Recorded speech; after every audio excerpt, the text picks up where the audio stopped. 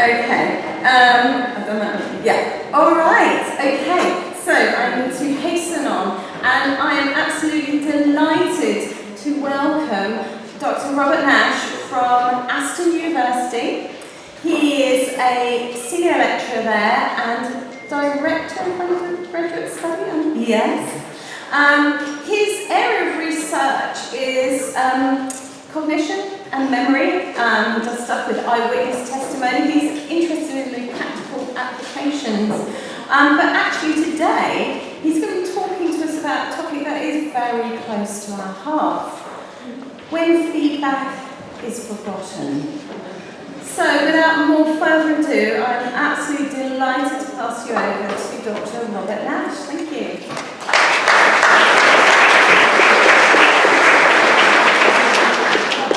Thank you, Helen. Thank you for inviting me. Can you all hear me okay? Yes. Brilliant, okay. I wanted to come here today and have a bit of a moan, to be honest with you. Partly because I thought this was going to be a good audience to have a moan to. I've been told that there might be a few hangovers in the room this morning, which makes it a particularly good time to have a moan. And also because I thought you're all teachers, I think you're going to all empathise with what I want to say. Which is, God, don't I spend a hell of a lot of time marking students' work and giving feedback? It fills my life. Anyone else feel like that? Okay, we're on the same page. And when I'm not marking and giving feedback on students' work, I'm looking at someone else's feedback and giving feedback on that. But that's not even what I wanted to moan about. That's just part of the picture. What I wanted to moan about is... Sorry. Actually, before I even get to that, before I even get to the bit I want to moan about, let me just say, I'm not the only person thinking that, you're not the only people thinking that. The teaching unions are thinking that. They know that we're all saying we spend a hell of a lot of time marking, giving feedback. In the school system, Ofsted are commissioning independent reports, and they're saying teachers are spending too much time marking. Even the Guardian are concerned, and you know it's a problem when the Guardian are concerned. So yeah, but as I say, that's not actually the main thing I wanted to moan about. The main thing is this bit. What does it actually matter? What are students actually doing with all of this information that we're spending sometimes our evenings, weekends and bank holidays producing for them? And if you've ever asked any of your students, you might find that the answer is quite depressing. Not necessarily always, but we've asked our students, we've done research with this, and answers you get look a bit like this. I often give it a glance over when I first receive it, but I hardly ever go back to it. I keep all the feedback, but I rarely look at it after the day I receive it, despite good intentions. These are probably some of the milder responses we've had from students. Some of them involve burning it, which is a bit more extreme. So, that's very depressing given the situation that we're in and the amount of time we're investing. But it's particularly depressing when we think of the students as well, not just our own selfish benefits. Because it stands to reason that if the feedback doesn't just miraculously, you see it once, it goes into your head, and then you improve. Your performance gets better because you've seen the feedback. Feedback works, it affects people's performance because they do something with it. Or at least it should only affect people's performance if they do something with it. So if they're not reading it, if they're not doing anything with it, then we can't expect that our efforts are really paying off that much. And as Irwin and colleagues have said, if students can't remember their feedback when doing similar future assessments, it'd be pretty difficult for them to use it to improve on those assessments. So that's kind of the starting point for what I'm interested in from this topic of feedback. So what do we do about this? How do we get students interested in the feedback that we're going to give them? I would like to argue that our tendency, and I'm including myself in this, is to, because we're working so hard, look for quick, easy fixes. We look for what can we do to make the students, make that feedback feel more palatable to students. So we're doing things like the feedback sandwich. I'm going to give it its polite name, but I know you all know its other name. looks a bit like this. You take the criticism and you put it between two nice things so that the students will think you're being nice to them. Absolutely no evidence that it's useful or that it's helpful or that it works, but we think maybe students will like their feedback better if we couch it in this kind of way. The other thing, which I'm focused more on, is feed forward, this miraculous concept that we're all taught about, feed forward. We shouldn't be telling the students about what they've done, we should be telling them what to do next time. I'm not saying that's not a good idea, but nonetheless, we're often told we need to rewrite our feedback, put it in the future tense. Has anyone been told this before? Put it in the future tense. And this idea doesn't just come from education, it permeates through lots of disciplines. Here's a quote from World of Business. The answer is to begin by changing the conversation from one primarily about performance, the past, to one about change, the future. This is the answer to all of our problems. Whole books have been written about this. The feedback fix. Dump the past, embrace the future, and lead the way to change. There we go. So,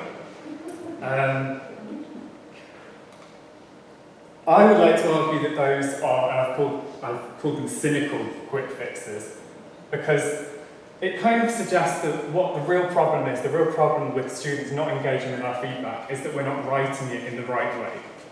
And that if we can just write it differently, we'll save ourselves loads of time and the world will be a much better place. About 6 years ago, a colleague and I started doing some research on this. As Helen said, my research background is in memory, it's in legal psychology, eyewitness memory, that kind of thing. This isn't my world at all. But we started looking at this because of our own frustrations in our teaching. And we began a research project looking at students' engagement with feedback. We've done a whole bunch of stuff which I don't have time to talk about, but I just wanted to give you a big red flag and say, read some of our work if you're interested. There's some links there to open access documents.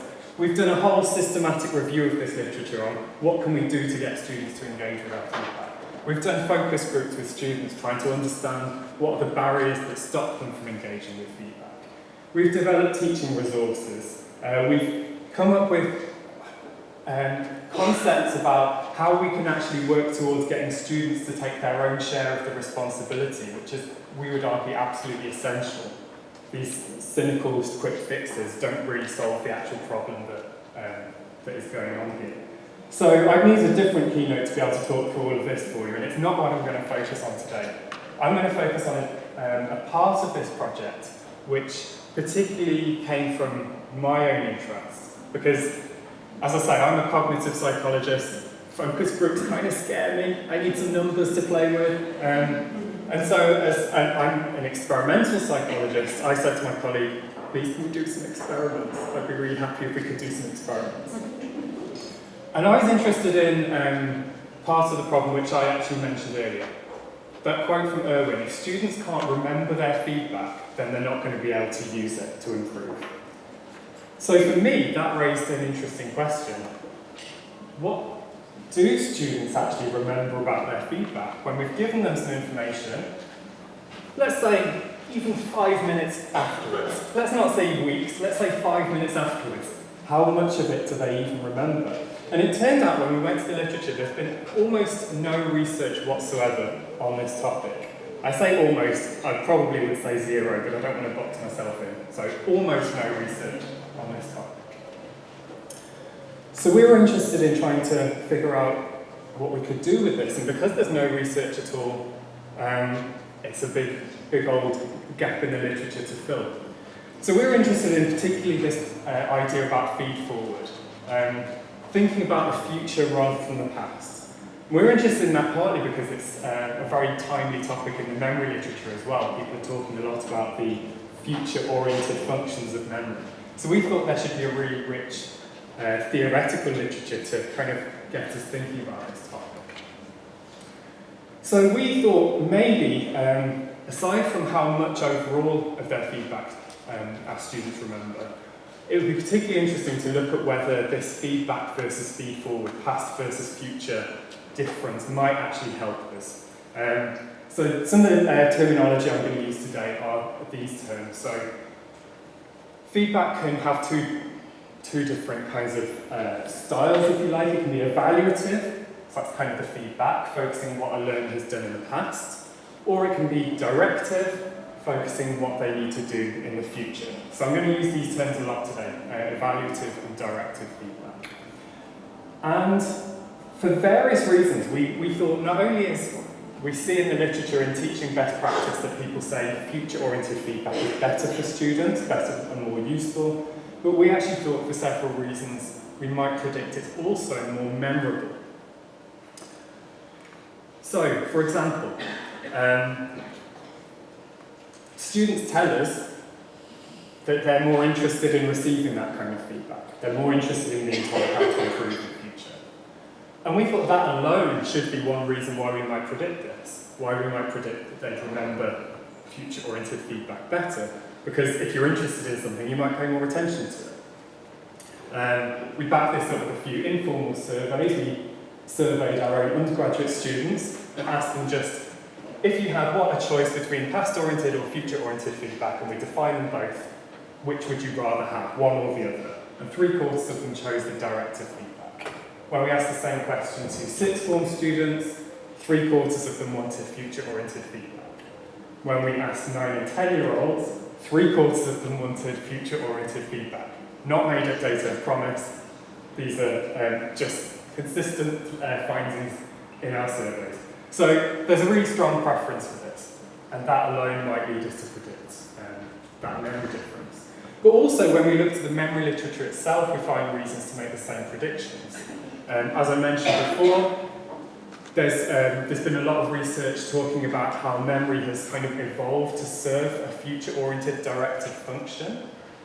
So, for example, there have been studies which show a really, really exceptional way of remembering material is to connect it with future plans. If you're trying to encode that information in memory and you're thinking about how it relates to something in the future, that is far better than pretty much every other memory mnemonic that has been developed. So that, again, should lead us to make a similar prediction. Similarly, there's a literature on something called, and I struggle to say this, implementation intentions. I have to slow down. And this is basically the finding that if people believe they're going to have to implement a set of instructions at the point at which they learn them, they're better at remembering them subsequently by virtue of the fact they've had this intention to do them. So again, we might think that that would help us to remember future-oriented feedback because it's about something that you're supposed to do in future. So for all of those reasons, we made that specific prediction, and that's where we started. And we, because I like to do an experiment, we said, let's do this in the lab, let's bring this into the lab. And we had participants who were, in this case, undergraduate students, come along and complete a persuasive writing task. They loved it. A persuasive writing task. They had to write a series of short pieces of persuasive writing on controversial topics. They then went away for a couple of days, and a couple of days later we got them back into the lab and we gave them some feedback. Now we told them that this feedback had been produced by one of the members of staff based on what they'd written. Actually, everyone got exactly the same feedback. It was basically like a horoscope. It was kind of true regardless of what they'd written. If anyone knows about the Barnum effect, it was Barnum feedback. I'll show you a bit more about what that feedback was in a moment. So they were able to read through their feedback at their own pace. They then had a short filler task, just a few minutes, 5 minutes or so. And we told participants that they were going to have to then do a second writing task where they should improve their persuasive writing on the basis of the feedback we'd given them. Actually, that second writing task never came. Instead, we gave them a surprise memory test and asked them to reproduce as much of the feedback as possible from memory. Obviously, they wouldn't know it verbatim, but reproduce the gist. And we asked them to make a few ratings of the feedback as well. So, here's the feedback. I know you won't be able to read it, but these are 2 sheets of feedback. Essentially, every participant received exactly the same feedback, as I said, but we manipulated the wording of each individual critical comment. So, some of the comments were written in an evaluative style, like this. You didn't always demonstrate a sophisticated awareness of the issues you covered. A different participant, though, would have received exactly the same comment, but in a directive style. You should aim to demonstrate a more sophisticated awareness of the issues you cover. Everyone receives some evaluative comments and some directive comments. So the second person might have been told, you sometimes said in multiple sentences what you could potentially have said in just one. I use this feedback comment a lot. So you can see they've got some evaluative now as well as some directive, whereas that first person would instead have been told, avoid saying in multiple sentences what you could potentially say in just one. So hopefully you can see everyone had the same comments, but the style of each individual comment was different across people. And everyone had a little bit of both styles. So, before I get on to showing you the memory results, one important question first. Did people actually buy this ridiculous ruse? And depressingly, the answer appeared to be yes. We had comments spontaneously. We asked people at the end of the study for some comments, and we had people saying things like this. The feedback was useful and would be helpful for future work. It also makes me appreciate the process of reflection on my own work to improve. It was informative and helpful while praising the things that were good about it. I feel this made me more willing to accept the constructive criticism and to develop my skills for future essays. Wouldn't it be nice to get that feedback on our real feedback? They also rated it as both fair and helpful, and that's better feedback than I get in my own teaching, I think, most of the time. So this is all depressing. What we've learned here so far is that students actually absolutely love generic feedback, as long as they don't know it's generic. There's a take-home message for you already. So, we coded up all of their memory reports, and we basically assessed which of the original comments each participant could record. So I'm showing you here the number of comments of each type that was successfully recalled by participants. And remember, we had predicted specifically that we'd get better memory for directive comments than for evaluative comments. What we found was the exact opposite. Sometimes science works like this. So despite that very, very minor difference in wording, there's quite a big effect that evaluative comments were better remembered.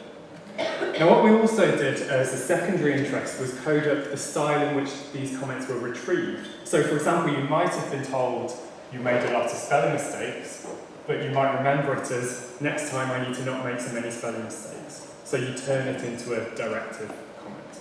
So we're interested, did people do this? So this next graph, just to mention, this is an effect that I'll refer to and keep coming back to, is the evaluative recall bias. Okay? So this is the effect from style. In the blue bars you see where people recalled it in the same style as which it was originally presented. In the pink bars it's the opposite style. So what you can see if you look at the bars on the left is that when people recalled evaluative feedback, they tended to remember it quite accurately as evaluative. That's good. When they recalled directive feedback, they tended to recall it as evaluative. So even when you do tell someone what to improve and they remember it, they still remember it as a criticism of what they'd done last time anyway. There's depressing finding number 2. So, this wasn't what we'd expected at all. I can remember very vividly sitting in a hotel when we just analysed these data, when we had a couple of glasses of wine and we're like, we must have done it wrong. When we realised we'd actually analysed the data wrong, we went back and analysed them again, and the effect got bigger. So that was interesting. So we wanted to know if this is right, if this is actually a real effect, where's this coming from? So this kind of sets us out from someone who's interested in eyewitness memory. This has basically now taken over my life, trying to figure out this effect. Our first intuition was that this was a fluke, we'd never find it again. But we thought, if it's not a fluke, then maybe it's literally just participants doing what they think we're asking them to do. Maybe they think we're saying to them, try and remember how well you did. Maybe they just think that that's the task that we've set them. So we wanted to try and replicate it, and we did that using a very similar methodology to what I've already described to you, with the only difference that prior to receiving that fake feedback, and this is again fake feedback, we split people into 3 groups. So we had a control group who did exactly the same as in the first study that I've already described.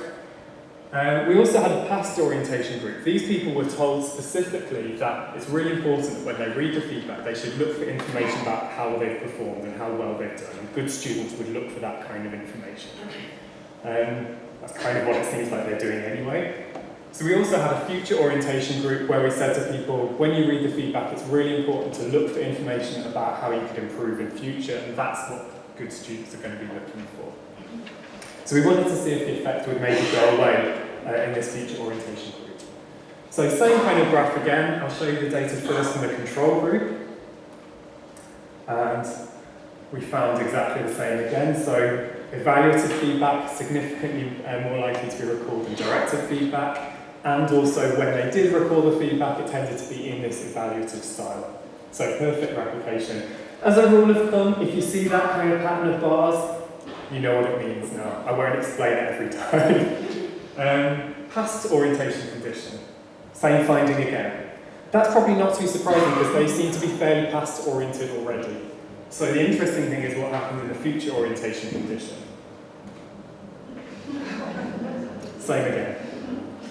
So even though we've told them look for information about how you can improve, they're not remembering information about how they can improve. Which suggests that it's probably not either of those things. So what else could it be? Well, we thought, well, actually telling people what feedback to look at isn't necessarily the same as actually interesting them in how to improve. You know, just focusing on that bit of the feedback doesn't actually make them want to find out that kind of information. So maybe we needed to just make students, the participants in these studies, more interested in finding that kind of information out. We also thought maybe this isn't actually even a memory effect at all. Maybe this is something that's happening at the point at which they're attending to the feedback. Maybe they're paying more attention to criticism, if you like, or information about how they've performed. That's what grabs their attention, and they're only remembering it more because they've paid more attention to it. So let's test both of these out. We did 3 more experiments using exactly the same procedure as I've just described to you. In each of these experiments, we added 1 extra little bit. Well, actually 2, but I'll come back to the second later. So in the first study, we, prior to giving people feedback, asked them to create their own feedback. We asked them to come up with goals for how they think they could improve next time. We also tried getting people to reflect on how they're going to use these skills that they're developing, these persuasive writing skills, how they're going to use them again in future, or how they've been useful to them in the past, to really get them to think about why they're doing this particular kind of task, what they're getting out of it. We also more cynically tried paying people to improve.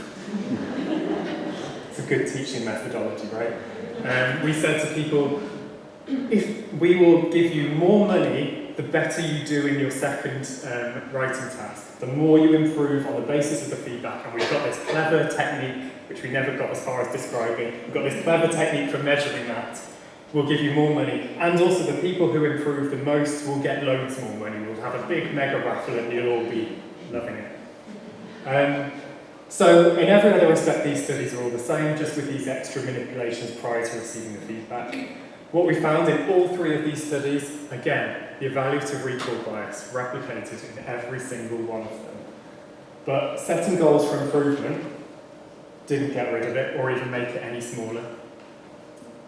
Same goes for reflecting on past and future use of writing skills, and same goes for incentivising improvement. So regardless of what we were doing to help people be interested in improvement, they still focused on remembering how they'd done last time. Now, to test the thing about attention, we got our clever eye tracking equipment. We monitored people's eye movements while they were reading the feedback. And so we objectively measured how much time they were spending reading the evaluative comments versus the directive comments. Were they spending more time reading evaluative than directive? No. These again are the findings across 3 studies. If anything, they're spending ever so slightly longer reading the directive comments. That's not a reliable finding, but it's the trend in which the findings were going. So they're sitting there, they're reading these comments, they're spending exactly the same amount of time pretty much reading both kinds. But one kind is sticking in memory and one kind is not. Damn it. What else? Maybe it's to do with concreteness, because if you're reading comments about something you've done, they might be more concrete. You can relate them to what you've done, a memory of something that actually happened. Whereas if you're receiving comments about something that you should do in future, it's kind of nebulous, it's sort of, there's nothing you can particularly imagine that you could anchor it to. So maybe evaluative comments are more memorable for that reason. Maybe they're more self-relevant. Maybe you take them more personally because it's about something you've actually done. Maybe that makes them particularly memorable because you're associating it with the self. We know that that's a good memory strategy as well. Or maybe it's this thing called information avoidance. I don't know if any of you have ever come across this concept.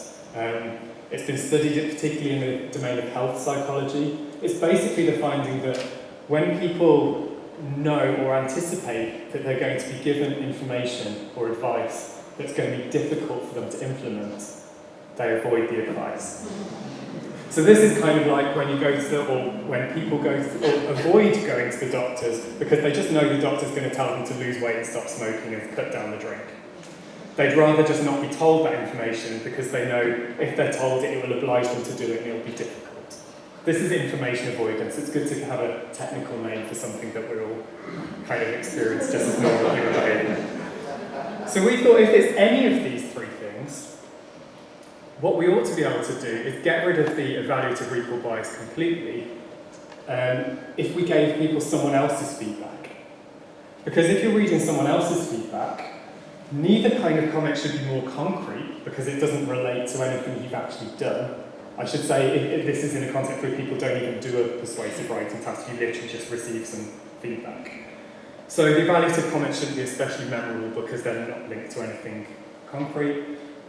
They clearly shouldn't be more self-relevant because they're not self-relevant. And also there should be no obligation to avoid directive information because it's someone else's feedback, you're not being told to do it yourself. So we thought if any of these are true, we ought to be able to get rid of the effect if we give people someone else's feedback. And if we could get rid of the effect in those circumstances, then we could obviously start figuring out which of these, if any, was the explanation. So we did exactly that. We gave participants, in this case we did it online, with a very small sample to begin with. We just said, here's some feedback that someone received on an essay. Read it. 5 minutes later, now a memory test. Evaluative recall bias. Damn it. Which would initially suggest it's not any of those three explanations either. We also had an opportunity to replicate this, to do it again with younger children. I mentioned earlier we had some participants who were 9 and 10-year-olds. We went into some year 5 classrooms, gave them again a sheet of feedback that we'd made age appropriate. We had comments about full stops and capital letters and things. We didn't give them a persuasive writing task, they literally just read this sheet of feedback. Evaluative recall bias. The only thing we found here that's potentially interesting in a different way is that they didn't have this bias to remember the feedback in the evaluative style. So actually, if anything, it's slightly in the opposite direction. I can't tell you whether that would replicate, this is only one small study, but it maybe suggests perhaps that it's adults who tend to be the ones who, when you tell them what to improve in future, they think, you're telling me that I was crap last time. Maybe kids don't do that, but I don't know whether that's true. So it doesn't seem to be any of those three things either. And this was kind of the point where I started going to conferences and getting people's ideas about what else it might be, and they always want you to do 20 more studies to test out every single thing that they think it could be. One idea that came up here is that people were suggesting that they thought that it was to do with the fact that we were mixing up evaluative and directive comments in our feedback sheets. That they, when they're giving feedback, never do this sort of switching backwards and forwards between two different styles. It maybe seems a bit artificial, and that maybe it's something to do about the contrast between those that's causing the effect. Now, I'll be honest with you, I don't really understand how that would work in practice as an explanation, but it is an interesting question because, we might have a tendency to write in one style or another rather than mixing between the two. So we did another study, again, this time with sixth form students, where again we gave them a sheet of feedback. The only thing we did this time was we had one group of participants who received our usual mixed feedback, and we had two other groups, one of whom received the feedback entirely in the evaluative style, and a third group who received it only in a directive style. So we were interested in whether we get this effect when you only have one or the other. What we found, so this is the findings I'm representing from the mixed group, which as you'd expect, based on all the findings I've shown you already, we found the evaluative recall bias. The more interesting thing is, what did we find with the between subjects groups, so when we only had one or the other. And in that context, we actually found an evaluative recall bias.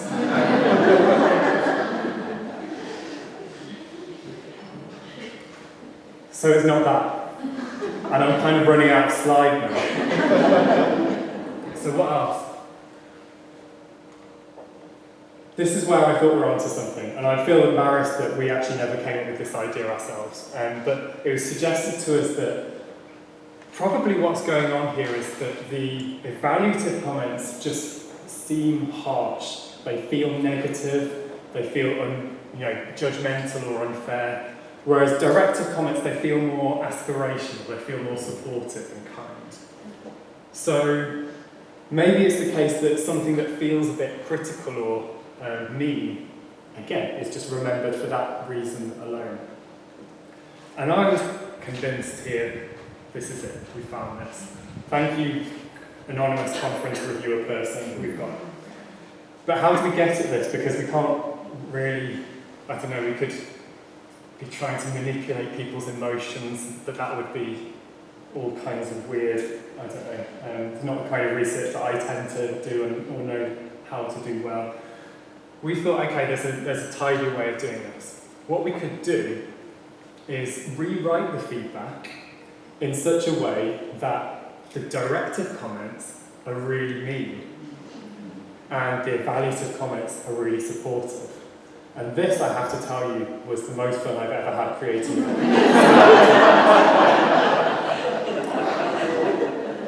So, what we did in this study was we did exactly what I said. We rewrote every single comment that we've used in our feedback in two different styles. And I'm going to use the terminology that we didn't use in the published paper. Each comment was written as either benevolent, so kind of supportive, hedging. I didn't find that all of your arguments were wholly persuasive. The kind of thing you do when you're trying to make it seem like you're trying to cut the sting out of the tail or something like that. In contrast to benevolent, we also had bitchy feedback. For example, I didn't find most of your arguments even the slightest bit persuasive. This was so much fun. Okay, so we then created new feedback scripts that were structured in one of two ways. One set of feedback scripts were structured such that the evaluative comments were the ones written in the bitchy style, and the oh god, I use these words so many times. The directive comments were written in the benevolent style. In the paper we used supportive versus stern, by the way. We didn't want to annoy the reviewer any further. Incidentally, I should say we did some pilot testing and we did find that actually it is true. People do